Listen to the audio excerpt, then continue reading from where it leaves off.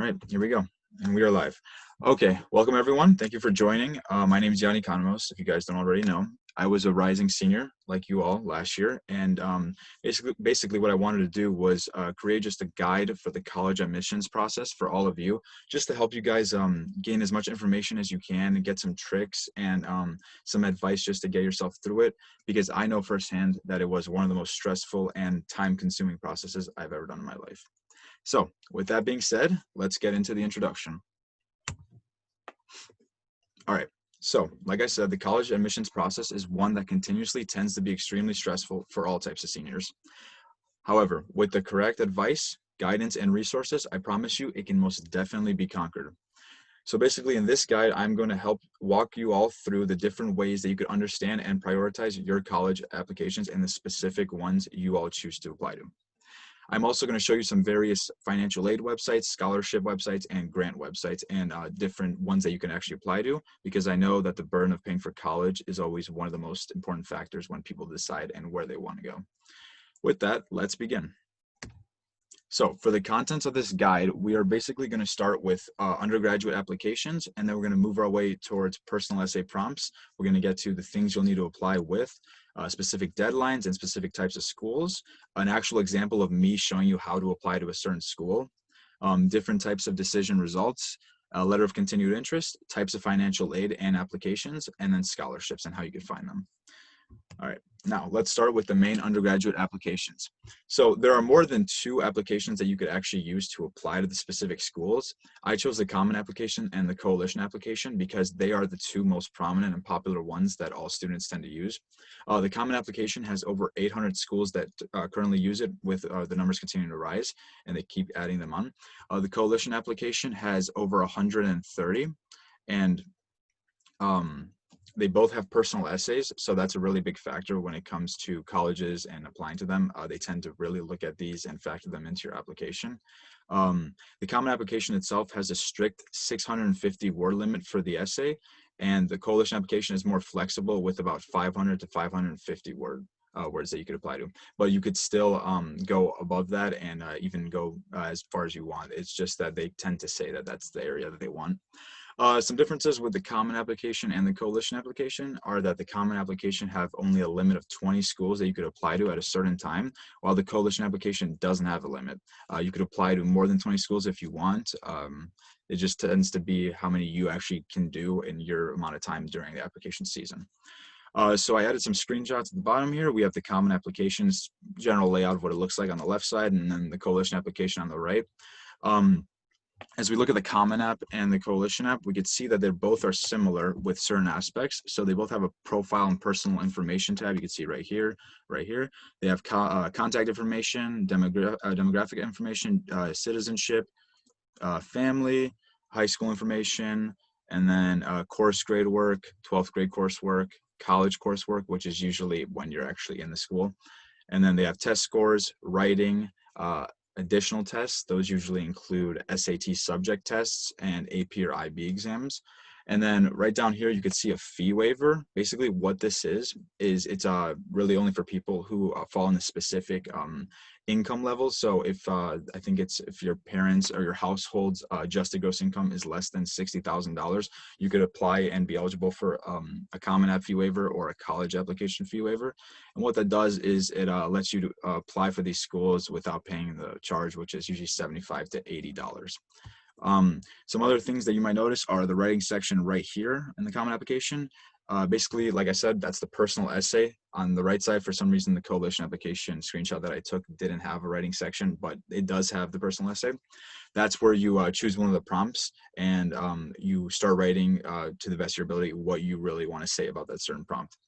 And basically this last section right here, course and grades, that's basically from your transcript. You're going to copy down your specific courses you took from 9th grade to the beginning of 12th grade and the grades you got, and then some other things depending on what your transcript shows on each one.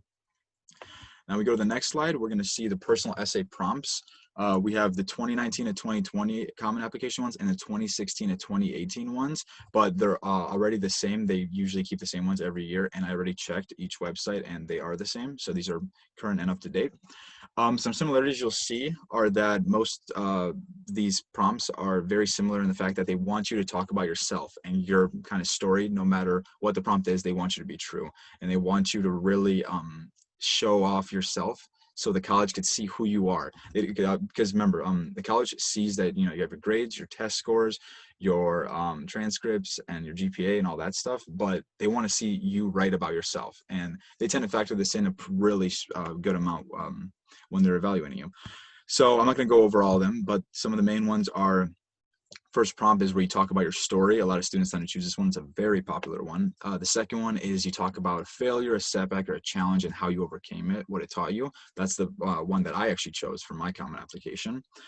Some other ones are reflect on an idea, discuss your accomplishments, and make your own essay. And then if we see on the coalition application over here, very similar. They want you to tell your story. They want you to describe a contribution. That's more about the volunteerism aspect. Maybe if you're you really like to give your time and you like to do community service, that might be a perfect prompt for you. And then again, we see some other ones, and submit an essay or topic of your choice.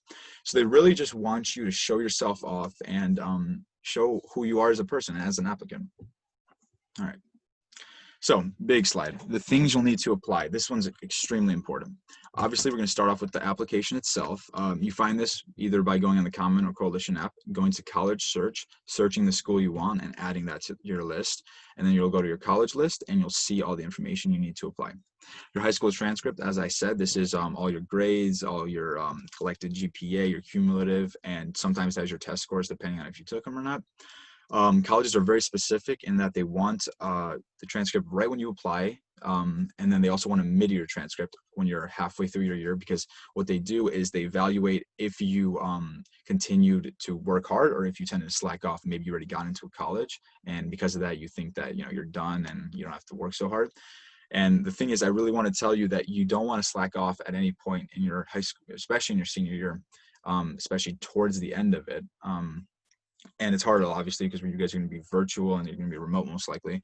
But one thing that's really important is if they see your mid-year report and you started slacking off a lot, let's say you're failing 2 classes, colleges can choose to rescind you. And that means that basically if you did get accepted earlier and you're already in the school, if they rescind you, they take away your enrollment and your acceptance, and you can't go to that school at all. So it's the worst thing that you could that could happen to you. So definitely try to avoid that. That's definitely one of the worst things you don't want to occur.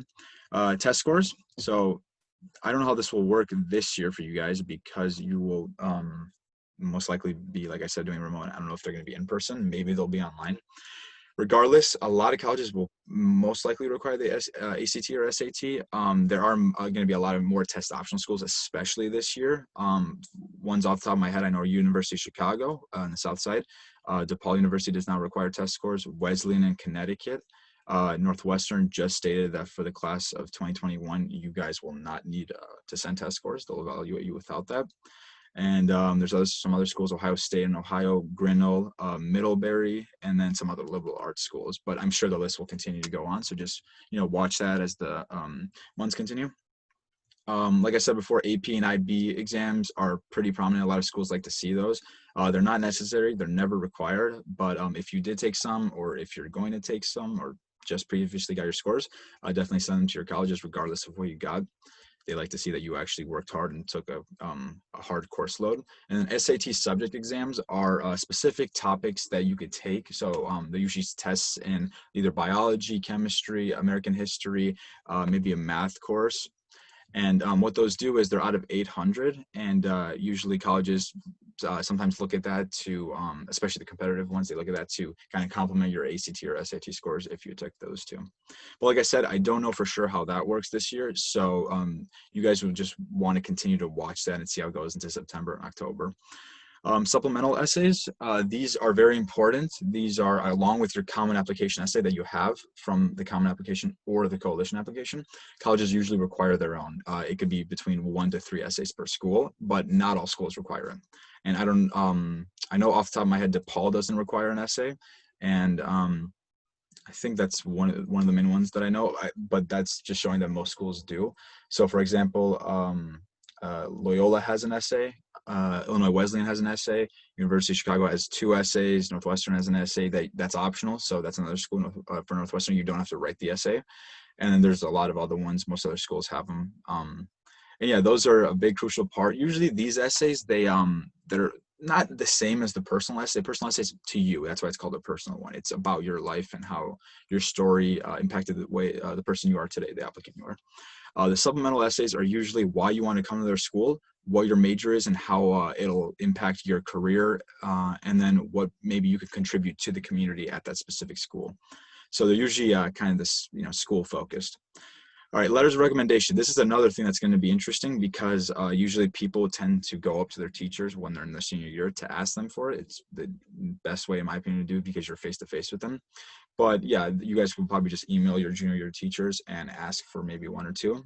Most colleges require at least one letter of recommendation. I know University of Illinois at Chicago, UIC, does not require any recommendations unless you go into the honors program or the I think it's GPPA program, which is like a doctorate program. You must waive your FERPA rights in order for this to occur, and I'll show that in a couple of slides what FERPA exactly is. And then finally, we have the application waiver. That usually costs between $50 to $75, but you can receive a waiver if you fall, like I said, in the listed income range, which is around $60,000 to $65,000. If your family makes less than that, then you can most likely be eligible for one.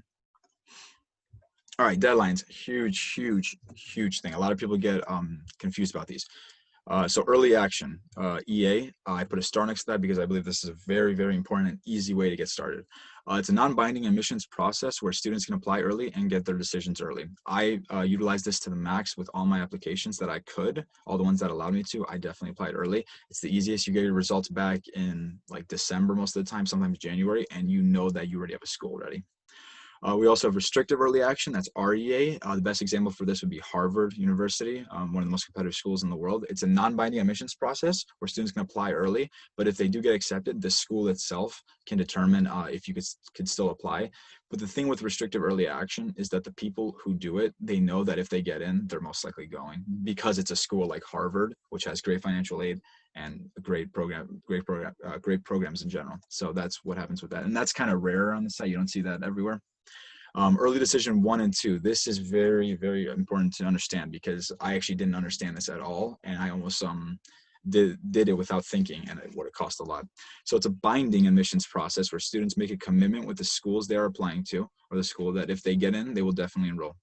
If accepted, students will also have to withdraw all other applications. Now, early decision 1 or 2 is a process that you do if you know like 100% sure that you want to go to the school. For example, I did it for University of Chicago. I did early decision 2 because I really wanted to go to the school, and I knew that the consequences going in were that I would have to go no matter what if I got accepted, withdraw all my applications, and deal with the financial aid they gave me. So that's what I took. And it's definitely indifferent with a lot of students because a lot of people do it and they get in and then their financial package is just extremely low that they don't want to go. And what happens is if you withdraw from that with the contract that you said you would continue to go to that school, the school could quote unquote blacklist you, which means that they'll tell other colleges that you did this and that you were not the best applicant, kind of. And it's not a good thing because it looks really bad in general. Regular decision is the most common deadline that people tend to do. It's the non-binding admissions process where students apply by a specific date, usually January 1st, January 2nd. It's always after the new year. And you get a decision result in a specific period of time, usually late February to late March. It's the most competitive pool, meaning that you're going to be facing the hardest competition. And it's definitely the one that most people tend to do because they either procrastinate, they get lazy, and they wait till the last minute to apply. Finally, we have rolling admissions. The 2 schools that come to mind when I say rolling, and they're actually the only ones I know, are Loyola University in Chicago and Xavier University in Ohio.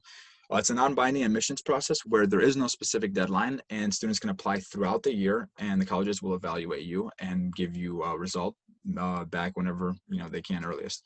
So for example, I applied to Loyola in I think like October and I got my decision in December. So there was no set date. I just got in and was able to know that I was there.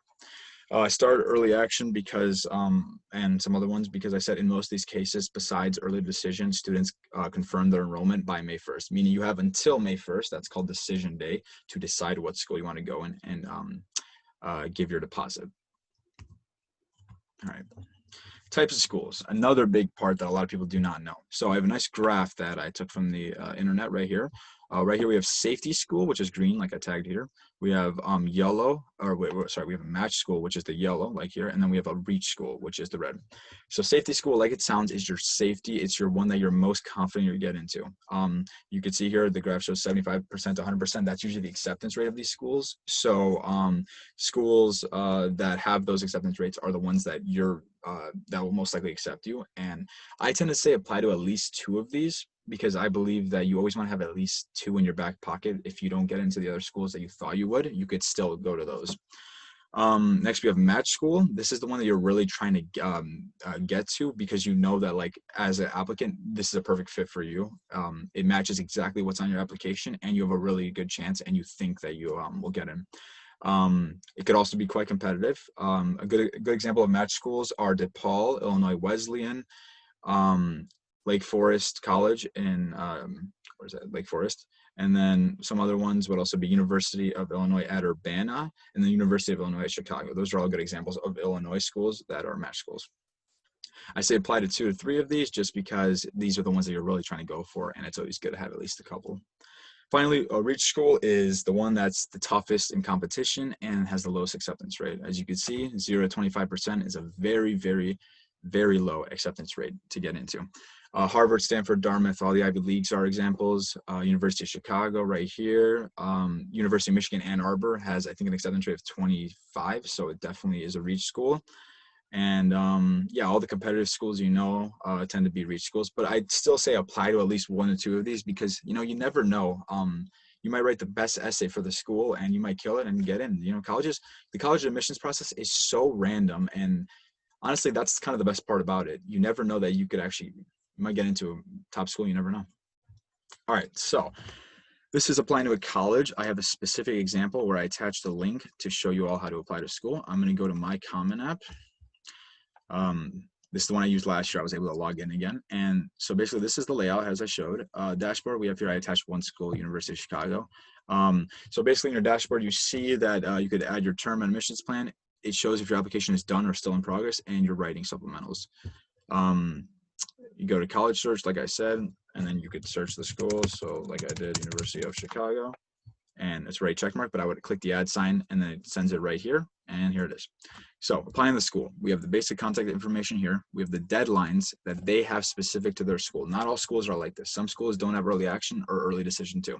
University of Chicago happens to have all of them. So for this year, we see early action and early decision 1 are November 2nd, 2020. And then early decision 2 is January 4th, just like regular decision. Down here, we have the application fees. $75 is for both domestic and international, so it's very pricey.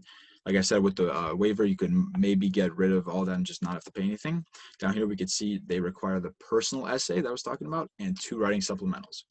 So all schools, when you're applying, have general questions they want you to answer. Preferred start term, that's always going to be fall 2021 for you guys, because it's the only one.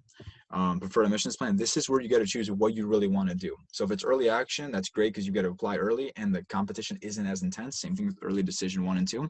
Regular decision will have a little more competition, and you'll have more time to apply. Like I said before, early decision is a contract, so you have to actually sign with your counselor and your parent signature that you agree to the terms that if you get into the school, you will 100% commit. As I said before, U Chicago is also test optional for all applicants. Down here, you got to decide if you want to include or not include your scores. Depending on what's going to happen, you guys will probably not include, since I don't know if you guys will even be able to take the test. And then you could also say if you're applying for need-based financial aid or not, and then you could ask them if they want to text you. Next one is the academics. This is just what you're interested in. If you don't know your major yet, that's fine. You could choose up to 3 different things that you'd like to maybe engage in and start to enjoy if you get into the school. And then next we have contacts. This is if you've ever applied. And finally, we have the family tab. This is if your sibling has applied, if your parent has went here, or if your parent teaches here. All right, now we get to recommenders and FERPA. As I was saying, the letters of recommendations are a big part of applying to colleges in general. So FERPA release authorization. FERPA, or the Family Educational Rights and Privacy Act, basically states that if you choose to waive your rights here, you complete the release authorization right here, then you are saying that you will not read the letters of recommendations that the teachers wrote them for you, send to your college. And you're supposed to do that because I believe you can't even, you cannot send your application or your Common App until you release it. And it's general knowledge that you're not supposed to read the letter of recommendation because it's private. It's supposed to be from your teacher to your college. And another thing is that teachers expect this, so it tends to see, like, let's say if you had a teacher in junior year that didn't have a great relationship with you, they have the choice to write something that's not the best about you because they didn't have any good things to say about you. So like I say, always choose a junior year teacher. I always say to go either with like a math, science, history, or maybe an English teacher, especially the ones you have the best relationships with. Those are the ones that will write the best about you. And then, maybe just email them starting late August, early September, and I'm sure they'll definitely agree. They're usually very nice about it. After you do that and you finish the Common App section, like I was showing in the previous slide, you get to submit the Common App part of the application. The actual questions, the supplementals of University of Chicago are here, and they're usually the weirdest ones you'll ever see in your life. So there are 7 prompts. I think that the 7th one is usually you could choose one from the previous prompts from last year's. They're usually very weird. Like right here, you can see what can actually be divided by 0. What? It's the most ridiculous thing ever. But you choose one of them. They're all required. Choose one of the options from above, and you upload it. With the first essay, I'd say go up to at the most, I'm trying to remember where I was at. I'd say 700 to 750 words because you want to be as creative as you can. And then the second essay is the Why U Chicago essay. Why does U Chicago satisfy your learning and the community that you think you'll thrive the best in? You write about that, and that's usually, I wrote up to 700 words. So I'd say 650 to 700 words is a good area to write about. After you do that, you click continue, and then you could submit the writing supplementals, and that application itself is done. You've applied to the school. The process is very similar to most other schools, depending on if they have writing supplementals or not. If they don't, you submit only the application and the Common App, and you're done. And then another thing is certain schools don't sometimes ask for your personal essay. So, for example, DePaul in Chicago said when I was about to apply that, do you want to include your personal essay or not? So I chose to include it because I think you should always include another factor for your application. It'll just boost it, and it'll be another thing for them to evaluate you on. But you could choose not to if you think that maybe you didn't write a great one and you just want to go in with your like standard flat application. That's always safe. So yeah, that's applying to a college. That's a good example. So next we have different types of decision results. So the ones you guys I'm sure know are acceptance and rejection. Those are the most common types. Those are the ones that students tend to get.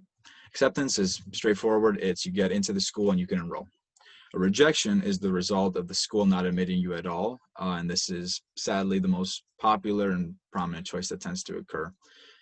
There are a wide variety of reasons for why this happens, but I think the most known one is because certain schools have a cap for how many students, especially the incoming freshman class, that they could admit at a certain time.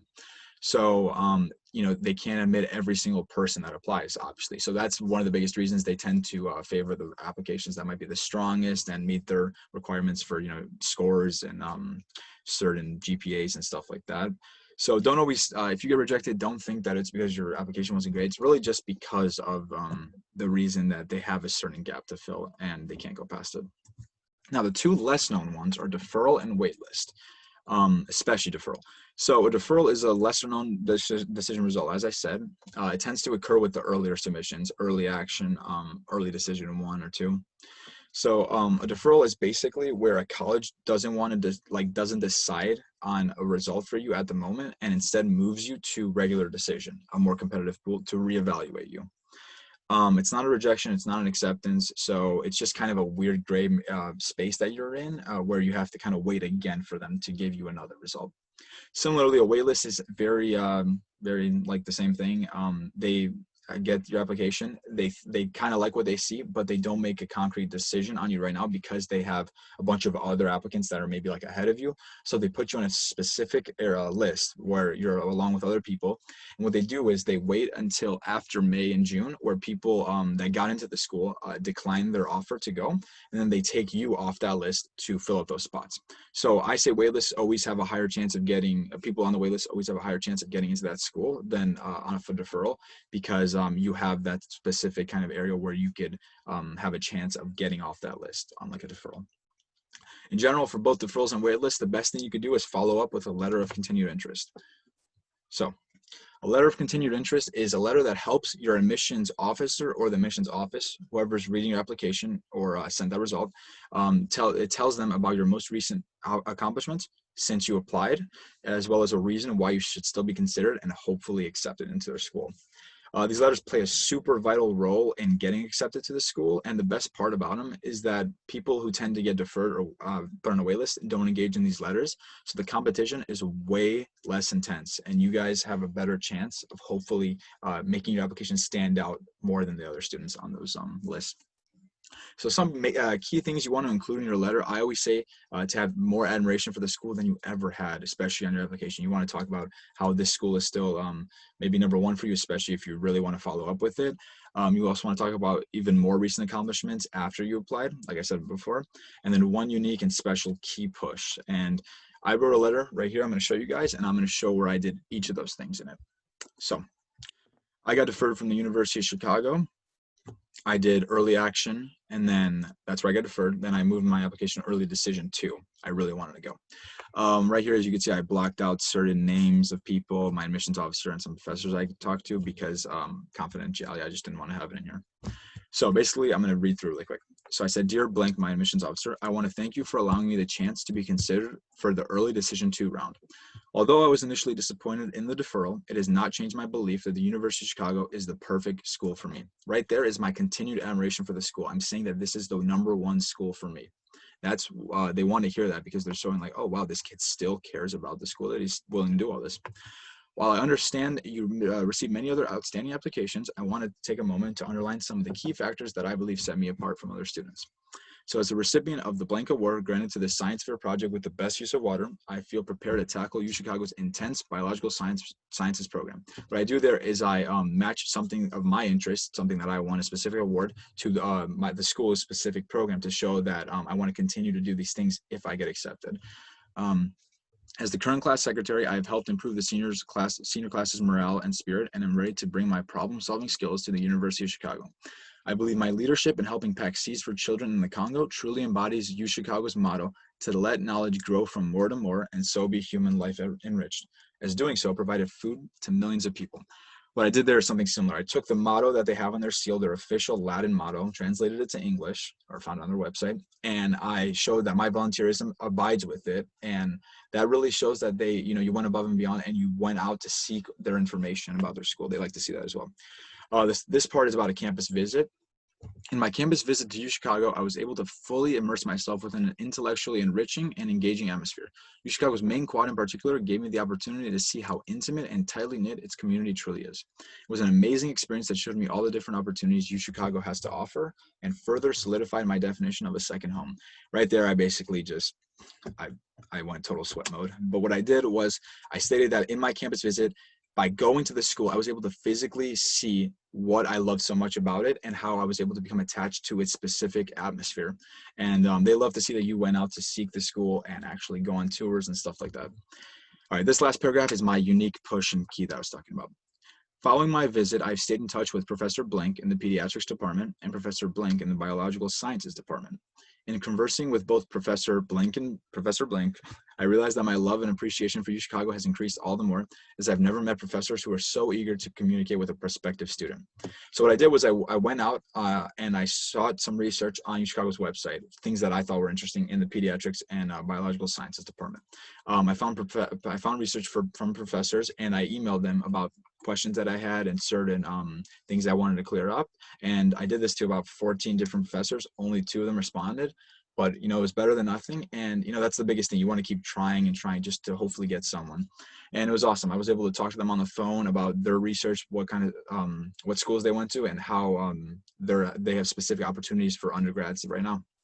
So as I continue, Professor Blank's mention of his undergrad lab opportunity to assist him in researching the structure and function of cells, coupled with Professor Blank's input on studying infectious diseases, makes me want to attend even more, as doing so will help kickstart my career as a future pediatrician. So that unique push is that I sought out professors and I talked to them in hopes of them giving me advice about my career. And Chicago loves that, or any school would love that, because you sought an actual professor. You went above and beyond. What other student would do that? So that's very very specific to your application, and it'll make it stand out all the most. I think that's one of the biggest parts of your letter. So in closing, since submitting my application in October, I've continued working hard and diligently. I was recently awarded the title of Illinois State Scholar, an honor given to high school seniors who are in the top 10% of the state. I've also been working on organizing my school's first turnabout formal dance, as well as my senior class's first ever lock-in, helping increase the spirit of the entire school. Finally, I've helped tutor a multitude of students from all levels with their assignments and projects in various courses. That last paragraph, I talked about some accomplishments that I had since applying and some things I was working on. They always like to see that you're still continuing to work hard and you're not just, putting everything away, getting lazy, and just kind of, finishing your year the lowest way possible. So adding that is very important as well. Finally, in closing, I would want nothing more than to walk down the main quad next fall as a UChicago Maroon, their mascot. I can be reached at blank contact information. And thank you again for taking the time to consider me for the class of 2024. Best regards, Yanni. So nice ending to close. And really quick, I want to recap that right here is my continued admiration for the school, like I said in my list. Here is where I talk about my accomplishments along with right here. And then finally, this paragraph right here, this is the most important one. It's that specific key, unique aspect that you're giving that makes you stand out from all the other applicants. So yeah, I think this is a great example of how a letter of continuing interest can look. And if you guys want to maybe follow some structure that I did, you can definitely go ahead. All right, let's get a move on. All right, types of financial aid. I'm going to fly through this. So scholarships, I'm sure you guys all know, it's needed or performance-based money that does not need to be paid back. You get these through websites, through benefactors, through maybe people that you know. It's the best type of money that you could get because it means that you most likely worked for it, and it's the best feeling to just, it feels like an accomplishment. Grants are need-based money that also does not need to be repaid. It usually comes from government, but can also come from other schools. For example, a lot of schools give need-based money, so the grant is kind of covered as a scholarship, but it's considered a grant. No matter what, you don't have to repay it. All right, next is loans. Obviously, people hate this word. It's a fixed low interest rate piece of money or type of money that has to be paid back usually after 6 months of graduation of, let's say, your bachelor's or your grad school. So those are usually the most annoying because, a lot of people get scared when they take those out. As the interest piles up and piles up, you're gonna have to pay more when you get out. But if I still recommend that if you get a small amount of loans, or you don't have to take as many out, I would definitely take it because it's better than having to pay straight out of pocket. And you have time to repay it back after you get out of college and hopefully get a job. So it's not the worst thing, and it's not the end of the world. Try to avoid parent loans and private loans for the most part. Those are just usually a very high interest rate, and you don't want to do that to your parents. All right, work study, the last one. This is a very common one too. These are on-campus jobs that allow you to pay for your remaining tuition, books, supplies, etc. So I'm most likely going to be doing work study when I go to college. It's a very great program. You work flexible hours and you get a repay tuition that you don't really have to do out of pocket. So it really helps, and you get to meet people and you have a side job. So it's pretty cool. All right, financial aid applications. The two main ones are the FAFSA, geez, I always butcher that. That's already open. That's been open since October of last year, and it's open, I believe, until June 30th, 2021. And then we have the CSS profile. This is in partnership with College Board, and it works as its own kind of financial aid application, which really emphasizes assets and stuff. That is also open, I believe, but if it isn't open at the moment, it will be open October 1st for sure. That's when I used it. So the FAFSA is free to file. CSS requires a fee to file, but you can also receive a waiver for that if you fall in a specific income range. Financial or FAFSA is more income driven. It cares about how much your parents made in your adjusted gross income, while CSS really cares about the assets you have, and it asks about the savings your parents have and some other types of things like that. The FAFSA provides federal grants, loans, and other forms of government help. So that's all from the government. It doesn't have to do with anything from merit or from the institution itself. The CSS profile is used to determine how much the colleges you're applying to are willing to give you in merit scholarships, how hard you work and stuff like that. It doesn't have to do anything with federal. So FAFSA calculates all the tax information you enter to create an EFC, which is an estimated family contribution. What that is a measure of how much you can contribute to the cost of your education. Schools tend to think that the EFC is how much you're going to pay to the school, but that's not true because the school determines that when they give you your financial aid package. The CSS profile, like I said, is partnered with College Board, and it uses an additional program called IDoc, which is Institutional Documentation Service. Basically what it is you take your tax documents, if you have them on PDF, or if you have them, you should probably have them, the physical copy. You either scan them or send them to the school, and you upload it through this document service, and the colleges look at it and determine how much they want to give you from that. For FAFSA, one last thing you should know is the Pell Grant estimate. I don't know how much it'll be this year. It was around $6,195 last year, so around that range is how much you could get from the government if you abide by a certain income. And if your family has an adjusted gross income, I think it's also maybe less than 70,000 or 65,000. So those are the main applications for financial aid.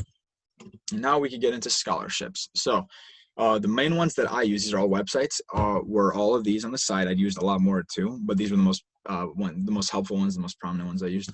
So CapEx is a great one because what it allows you to do is you make a profile, and you get see like the chances of you getting into certain colleges based on, let's say, your GPA, your scores, course load, AP exam, stuff like that. So that's really cool. College Raptor is great because they give you scholarships that are very kind of relatable to you and like the types of things that you input into your profile. So that's a really good one. FastWeb is helpful for scholarships, but it could also help out in like loans and internships if you want to get money from there. Scholarships.com is a good one, but I don't use it as much as the other ones just because sometimes it's kind of tweaked. So I wouldn't totally recommend that, but I'd still probably apply for it. Niche is good because they have monthly scholarships that you could apply to, which are just like a raffle. You could enter your name, hopefully, get lucky and win $1,000. Scholars app is a great one. This is another one I use. It's very similar to College Raptor. It takes information from your profile and it seeks out scholarships that could really match you. And I've applied to probably over 20 just on Scholars app. So it's a great one. Scholarship Owl is also very good. You input data through a profile, and they give you ones that could probably you could apply to, and you could probably meet the requirements for. And finally, I can't really see it, but College Greenlight down here. This one's really helpful. So this was the number one I used. Just the website itself was so easy to navigate. Basically what you do is you create an account, you set up a little small profile, just a couple things you put in, and then they give you scholarships based on this. So I'm gonna, if I get through it, I'm gonna open this link. So what it does is, this is my specific account. If we go to scholarships, what the general I guess interface or layout looks like is right here. So they have a bunch of scholarships. I've already applied to a good amount, but these are a lot of the ones that I have, and then I could show all 202 matching ones.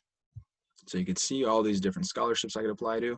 A lot of them can most likely apply to me. So Humboldt Park, since I'm in Chicago, I could probably apply to that one. And then Teal Fellowship, these are interesting ones. So it says 100,000. That's a specific one where you would have to make a research project, and you'd have to take 2 years off of college to apply for that. So make sure you just read each one. Make sure, if they apply to you, then definitely do it. And the easiest way to apply is you select this, you click will apply, and then what you do is you go back to your dashboard, and it'll be right over there. And another thing I just want to tell you guys is the competition is right here. This means that it's very low compared to this, which is really high, and obviously this is extremely high. You can tell with the money. The effort, this means they have one essay, and then they have 3, 2. So the number of papers is like the number of essays you have to write.